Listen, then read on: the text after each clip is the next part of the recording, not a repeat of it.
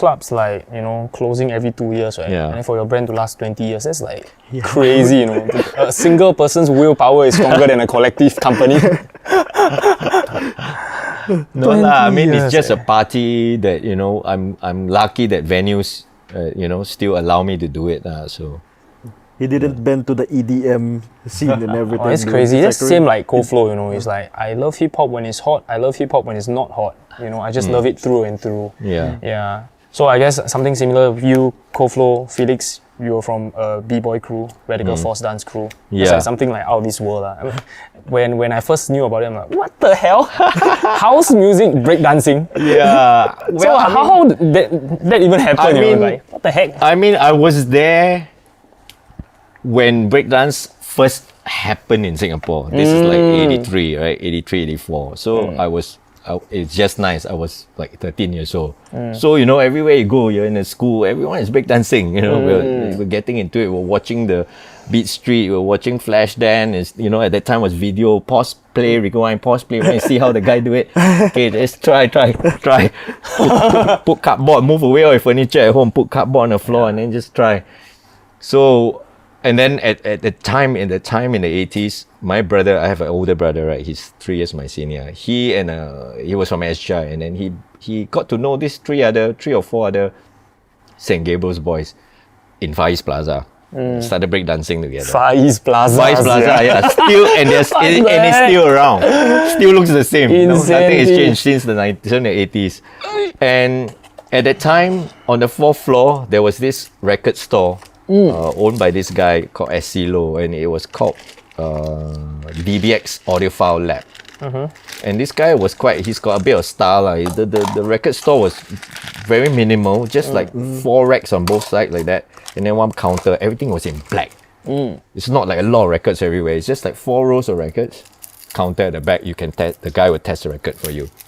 And then he saw these guys, my brother and his bunch of other boys breakdancing, and because he's a businessman, right? He was very clever. He said, hey, we gathered all the boys, say, okay, let's start a crew. We call your DBX Audiophile Breakers. I'll back you guys up. Well, he bought us the mat and all that, the checkered mat, put it in front of his store and start breakdancing. And then because he's, my brother at that time was 15, 16 years old, and this guy is like an adult, and he's got all the contacts. So next thing you know, he got all the boys like corporate gigs, like do D&D, function. Yeah, they go and do shows. So they had to start practicing group movement, and then one by one come in. And and then they were making like $100, $200 a night just jumping around for 2 minutes, right? Breakdance very short, right? You don't do a 10-minute show. It's just like 5 minutes at most. Everyone do 30 seconds only. Come in and come out. It's very tiring.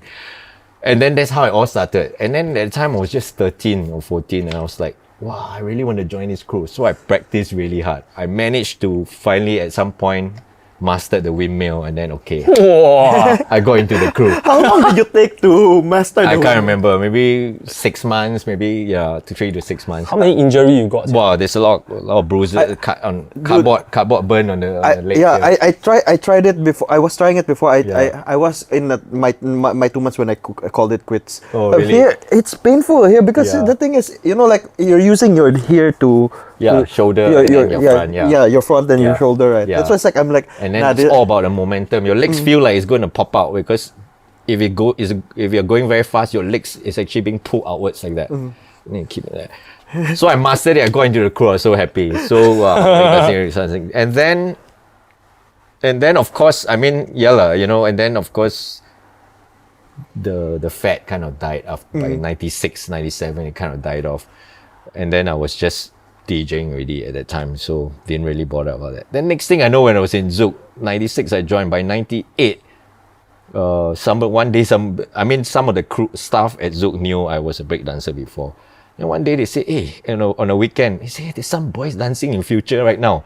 It was Andrew Chow, right, playing breaks and hip hop and all that. Nah, really? So I went down and have a look. Wow, yeah, they are. The next week I brought my jacket. We went down. Wow, represent, bro. Yeah, represent. And then next thing you know, it was Andrew who said, hey, why don't you boys just form a crew? And then he gave the name. He said, just Radical Force. I'm like, okay. So Damn. A bunch of us came together. Okay, Radical Force. So now I became the businessman, right? Because I'm the older guy. You're the adult now. I'm the adult, and these boys are all like 17, 18, right? Just got into the club, and then I had to know because I was already booking for Zouk, and I know, and I was Tracy, events people, right? Next thing I know, I'm getting the crew gigs outside at Takashimaya, at the Hiran, get paid $200-300 for just jumping around doing nothing, get free gear, Adidas, all that, sponsorship. So the boys were all very happy. I was very happy, and then we started practicing. I mean, thanks to Lincoln, he closed one eye. Every Tuesday, I'll get the boys down when Future was closed. We would just get the boys in, turn on the sound system, play music, and then we all practice. Crazy. And Tuesday night practicing. I was literally with Felix, and the story he literally just repeated me word for word. Yeah. Exactly. Holy shit. Then you can see the eyes, like Felix's eyes, like he's still like, wow, remember the past, so exciting. Yeah. That's so crazy. Your dance studio is Zouk. Manners, bro.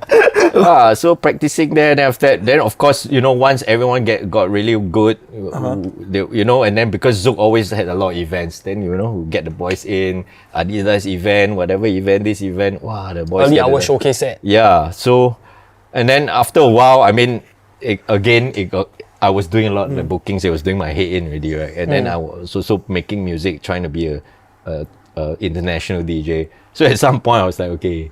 Wow. I can't do this. I can't keep breakdancing because that needs a lot of time as well to really master, and the moves are all getting better and better and better. So in the end, I just like, okay, I think the crew can still go on, but it can't be me, right? I can just support from far behind. So I just figured, okay, of all the boys, maybe Felix has a good chance, right, to kind of just keep going. And then next thing you know, I just like, okay, Felix, the reins over to you. Wow. One gen to the next. And I think he did a way better job than I could have, because I think he's got a bit more of a business sensibility in him. Yeah, way more than I did. And I have to give it to him, hats off, he really looked after the crew.